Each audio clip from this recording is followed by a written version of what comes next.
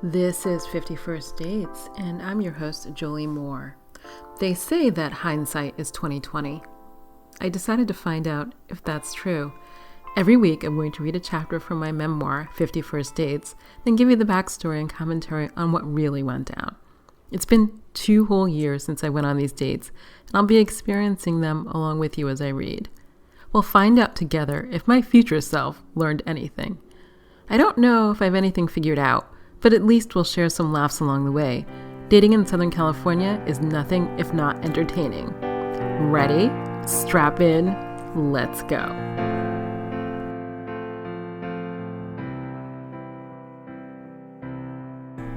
Hi, this is Jolie Moore. Welcome to 51st Dates, episode 32. I skipped a week of recording, although I do record it slightly in advance, so there's no delay on the podcast upload. I'm a little anal like that. Actually, I was thinking about a lot of things. I'm ahead in books. I'm always well ahead. Procrastination drives me nuts. It's been a hard week. I don't know. I was actually in the car the other day, driving my son somewhere, and he was like just, bebopping in the back seat to music or who knows what. And he was like, "Oh, Mommy, I love you." And I was like, "Why?" I don't know why I asked that, because I was making a left turn in Hollywood. And he was like, "Oh, because you're just so lovable." And I had to pull down my sunglasses and try not to cry in the front seat while navigating LA traffic, because it was the first time in my life that anybody had ever said I was lovable. And that lack or lack of validation of my worthiness really sort of hit me in the gut. It's not that I think that people walk around telling their children they're lovable. Maybe they do. That'd be a great practice. But it was so much that everybody in my life up until my son spent a lot of time nitpicking all the reasons I was unlovable. There was so much conversation about how I was just so difficult. I was a difficult child. I was a difficult wife. I was difficult to live with. I was a difficult friend. And I don't think that's true. I mean, I'm raising a child who's slightly more energetic than I was, but I think that he pretty much exists at the level of difficulty that I did. He minds his own business. He doesn't cause trouble in school. He doesn't muck around the house much. He doesn't set things on fire. I don't know, run out in the street. I mean, he's really well behaved. And I think I was a really well behaved child. I mean, I never did anything wrong. I read a lot of books and sat in the corner quietly. God knows, I never really did anything that was even remotely reckless. Probably not until past my 20s. And yet, my mother made this video years ago. My ex was all into these videos of our family. And so he made these videos of my mother, his mother, and his father. And what was universal about the videos was that they were just straight up lying about tons of things. But they also were fairly truthful about things that I think were somewhat hurtful. So my mother was talking about how difficult it was to be a parent, how difficult I was to parent. That's part of the reason that she had a drinking problem, according to her. And then she goes on to say, somewhere in the video, that she didn't imagine, the reason that she pushed me in school was because no one would love me if I didn't finish graduate school. I mean, talking about some high bar for love and worthiness. In my family, it was, you got to finish graduate school. But she literally said that. And I don't know if she'd ever said that explicitly before, but I certainly felt that. I felt that I was constantly hustling for worthiness, and attention and belonging. And apparently, if graduate school was the bar to clear, and I didn't graduate from graduate school until I was 24 or 25, then I had a lot of hurdles to jump just to get and receive love. And that's like a little bit crazy.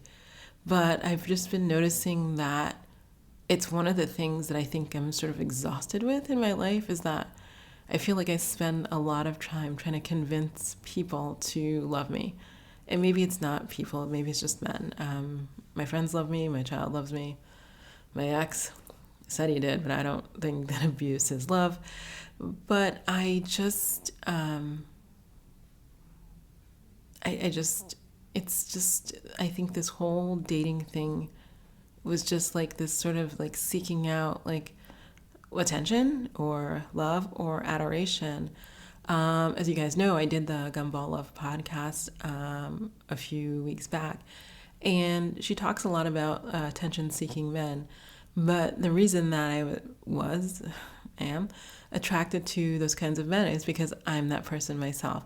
I think the reason I went on dating apps was certainly not to find love, but to get attention and validation of my worthiness, validation of me being lovable, pretty, smart, whatever, sexy enough, all of those things. And I don't remember like specifically thinking that, but in the back of my mind now, especially looking backward, I can see that that's what I was looking for. And given my method of choosing, I didn't find it. All I found were people for whom I wasn't enough, or for whom they couldn't show up, step up, stand up, dress up, any of those things for me. And the reason the week has been hard is because in my head, I've broken up with this last guy because he's just like flaked out. Even after promising he wouldn't flake out, he completely flaked out. And I just haven't had the conversation with him yet. Okay, so 50% of me is like, I should call him up and have this conversation, especially, being out of town and all that. And the other part of me is like, you know what? I'm taking no for an answer. He's walked away. If he never calls me again, then I guess that was the end of the relationship. And, or the third choice is I can send him this Dear John letter that I wrote, And the letter is so weird in the sense that I believe, okay, so the reason I wrote the letter, I can't believe I'm saying this, is because I want to assure him that he's worthy of love and that he's lovable and he's delightful. And it's just that his behavior toward me is such that I can't spend time with him anymore. But I was thinking, so I haven't sent that letter. I wrote the letter probably 2-3 weeks ago at this point, maybe longer. And all I can think is, I don't think I wrote the letter for him. Maybe I wrote the letter for myself because I keep wanting to like call him and tell him, you're great, you're worthy, you're this, you're that. And his behavior is certainly not great. It's very shitty. And the way he treats me is not great. And yet I still have this like great compulsion to assure him that he's fine. I don't know. It's so hard because I keep reading these books that suggest that other people, the way they treat you is really a projection of how they feel about themselves. And if that's true, then is the way I'm treating them a projection of how I feel about myself? Or maybe I can't decide. So clearly I feel like unlovable and unworthy. And therefore I'm inviting people in my life who can't love me and find me unworthy. That's so crazy that I can't even with it. I can't think about it that way. Even though it may be true, that's one of the hardest sort of thoughts to contain in my head, that I am inviting people into my life to validate my belief that I'm unlovable and unworthy. And only do I feel comfortable when they validate it, which is odd because, I'm sitting here like on any given weekend being like, is he going to call or whatever, or am I going to see him or whatever it is? And when he texts or calls or gives me the attention that I'm seeking, then I feel validated. But he's so inconsistent that I knew going in, getting back involved with him, that the behavior was going to be the same. And I can't figure out like how big a hole must I have that I'm willing to accept these like little like breadcrumbs or drips or whatever of affection rather than having like a relationship with a person who's living wholeheartedly. And I don't even know how to seek that. So I I've been all alone for like 3 weeks or so, and it's been hard. And part of me is like, okay, so this is the one guy. This is the second to the last guy. But really, for real, for real, for real, the last guy I sort of want to not see, but I because he's like the one left, I'm thinking, and I know if I so much as like put my finger like in the air, he'll be there. But in the same half-hearted, half-assed way that all the rest of these guys were. And subjecting myself to more of that doesn't seem like a good idea. And on the other hand, you're like, ooh, human connection and belonging and sex and whatever. And it feels compelling. But it'll only temporarily fill the hole. It's like eating cookies. And then I'll feel bad later. Well, maybe not so bad, to be frank. Not bad about the act itself or like seeing him. Bad about taking crumbs again as something more than it is. So I don't know how to quit all of them, but I do have a plan to. But I also don't know how to seek what I want. So dating advice is all over the place. But all these sources that I think I trust suggest that a hiatus would be good to get yourself together or get myself together. But part of me knows that the healing would have to be done in relationship, but I just don't want to bring like a whole crap ton of baggage to yet another relationship. And I don't know how to be like vulnerable and wholehearted if my fear of abandonment and shame and all that shit is triggered by just the idea of a relationship. So in my head, the magic now is, or the silver bullet is, if I just meet a guy who consistently shows interest, who's really interested in me and not crazy. So not crazy in the like, I love bomb you, I want to move in 2 weeks kind of way, but also not one of these breadcrumbing guys, then I would be able to sort of be vulnerable and have it be okay, and then be able to like have a deeper relationship. But it's been a long life so far, and I've never had that. So I can't even imagine what that would be. I literally have no idea. So with that, I'm going to sign off. I don't know if I'm going to figure it out. I don't know how much journaling there is that would help me figure it out. But I'm not there yet.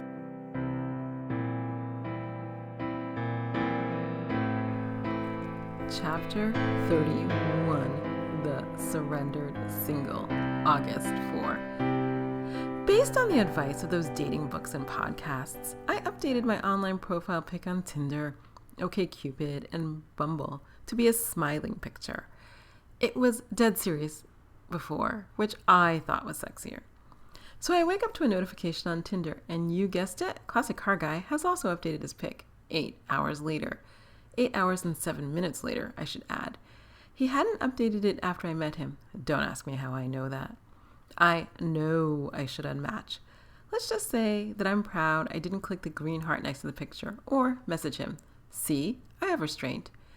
In answer to your question, yes, he looks hot in the picture. Yes, I'm super judgy about the fact that he posted pictures where he's wearing what we Americans affectionately call a wife beater, a white tank top.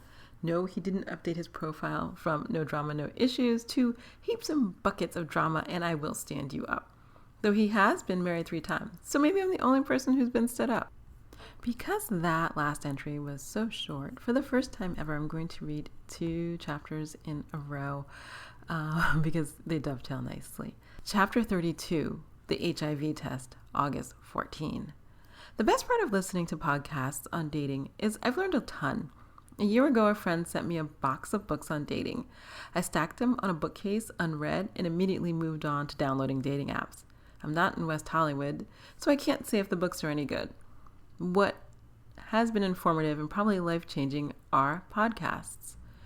All the hand-wringing and brain space I've wasted on dating could have been saved if I just known a little bit of the knowledge from the first 10 hours I listened to the first thing in the morning the last couple of weeks.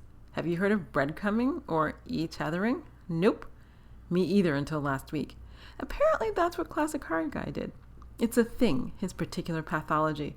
Guy comes on strong, says wonderful things to you, strokes your ego, has sex with you early in the relationship, disappears, then reappears, then disappears, but can't make plans. It has a name or many names starting with emotional unavailability and ending with e-tethering. Guys do it to keep you on the hook, maybe while they're doing it to someone else, maybe not, who knows. I can't believe I didn't Google this before. If I'd known the term, I'd have saved myself hours of worrying. The second lesson, there's nothing to be won by being the cool girl, the girl who doesn't want to be too needy, have too much drama, require any kind of respectful treatment.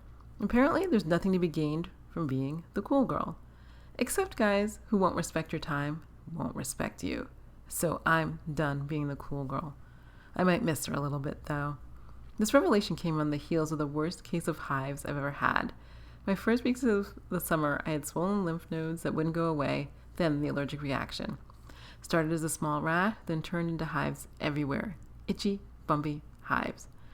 Google is not your friend. I spent too much time in between writing chapters Googling lymph nodes and hives. Those were 2 of the 9,000 symptoms of HIV. That's when I started worrying. In my cool girl mode, I'd been sporadic with condoms with Classic Car Guy, plus the single time with Thunderbolt, though I believed him when he said he was clean. God knows I know better, but I did it anyway. Because cool girls with little self-respect and less self-esteem roll like that. While I was in between doctor's appointments where all the medical professionals seemed stumped by my hives, I Googled anonymous HIV testing. I ran to the doctor after the first time I slept with Classic Car Guy because I never suspected I'd repeat the mistake. All my tests came back clean, but that was only a week or 2 after the exposure. After discovering that the virus isn't active until 1 or 2 months after exposure, I realized that I hadn't waited long enough. So I took my Google Foo and used it to find an anonymous and free testing center on the other side of town. Took the bus for 45 minutes and got in line. You can only imagine the instant camaraderie of standing in a line of people who are getting anonymous STD testing. We bonded. We waited. I got testing. They have a fast test. They prick your finger, put your blood on a stick, and like a pregnancy test, it gives you the results in 20 minutes. I made a promise to myself on the ride over to the testing office. If I was negative, I'd immediately unmatch from Classic Car Guy on Tinder, and I'd delete him from my phone. I pulled a number at the center. As soon as it opened, I was A82, number 5 in line. I watched a really handsome guy with piercing blue eyes go in first. He didn't look happy. Then 2 teenage girls, who were up way too early for the amount of mascara they were sporting, went next. Then the technician called A81. He was long gone. Happens all the time, the technician said. He pointed at me and my little number slip. You're next. He gave an explanation of the anonymous nature of the test, asked me where I was born and my year of birth, for statistical purposes. Also, to give me a nickname. Then I went back into a second room where a very cheerful guy with socks and sandals asked me about my job. I told him I wrote romance, then he pricked my finger, took blood, and put it on the test strip. Gave me a note with my time to return, and the next person went in. During that 20-minute wait, I tried to show myself compassion. But there was a bit of self-flagellation thrown in. How could I have been so cavalier about my health when I have a 9-year-old child who will need me at least another 9 years, if not a whole lot more? While I was waiting, my phone pinged.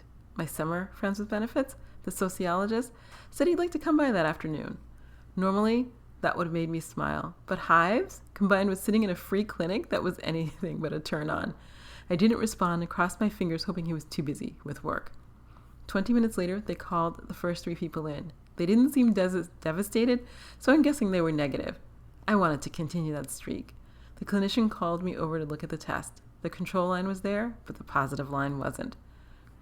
I dodged the hell of a bullet with some dignity, self-esteem, and self-regard intact.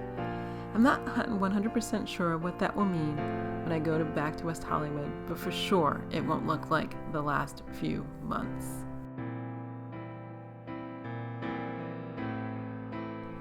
So I've been summering in the same place for 9 years, I think.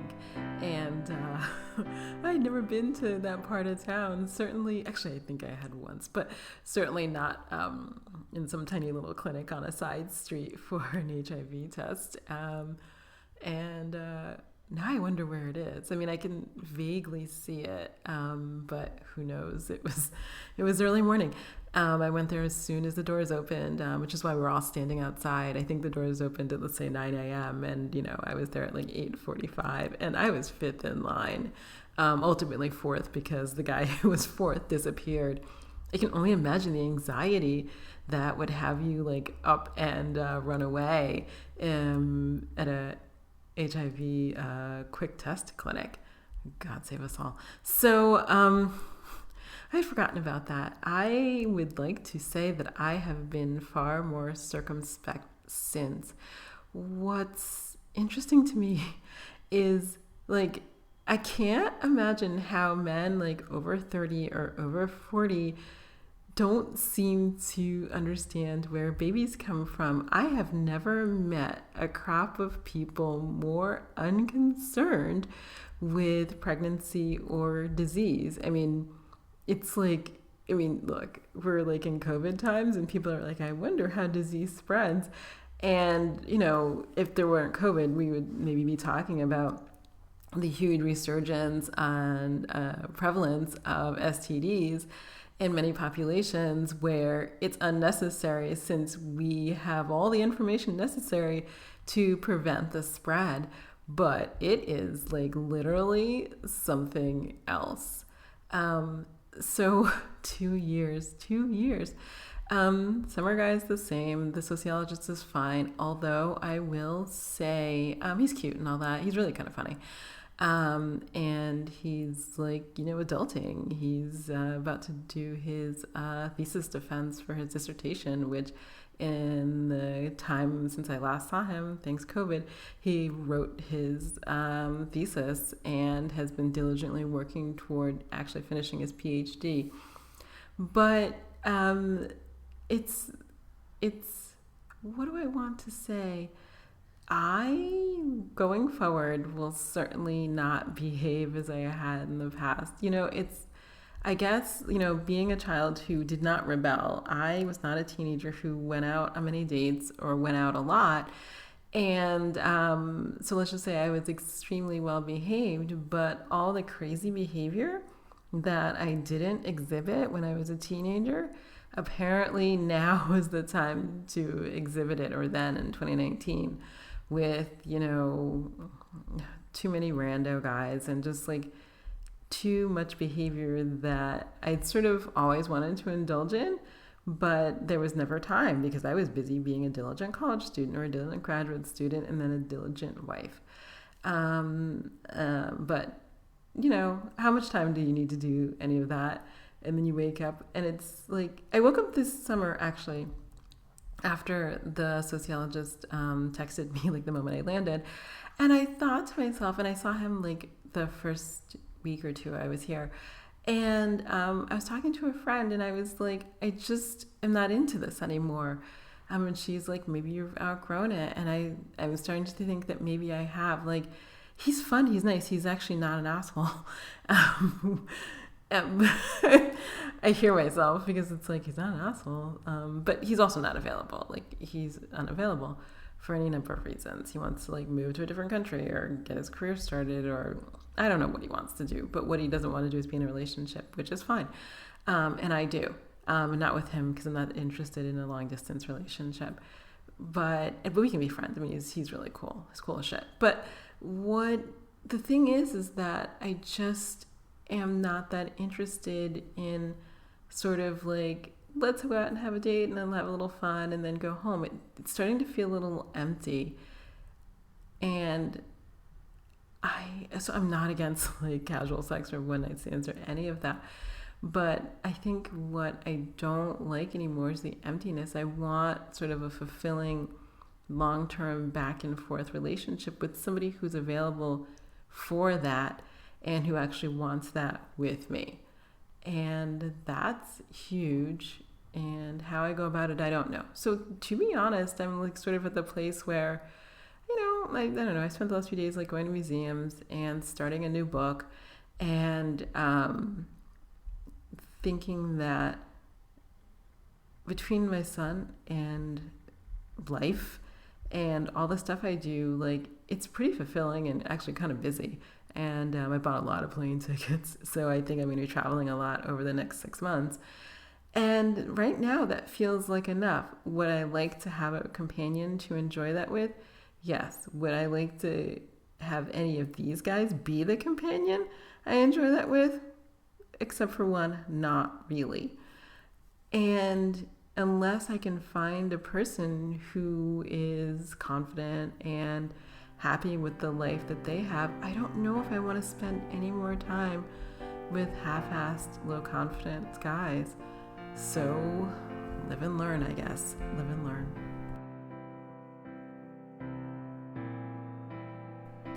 I'm Jolie Moore, and this has been 51st Dates, the podcast. If you enjoyed listening, I hope you'll share, rate, and review it on Apple Podcasts. It will help others find the craziness that is dating in Southern California. Also, please hit the subscribe button on your podcast app. If you'd like to read ahead, my memoir, 51st Dates, is available wherever books are sold. A link is always included in the show notes. I'm also a romance writer. If you want to know more about my books, please visit joliemore.com for more information. You can also follow me on Instagram at xojoliemore and on all social media at the same handle, xojoliemore. Thanks for listening, and I'll be in your ears next week.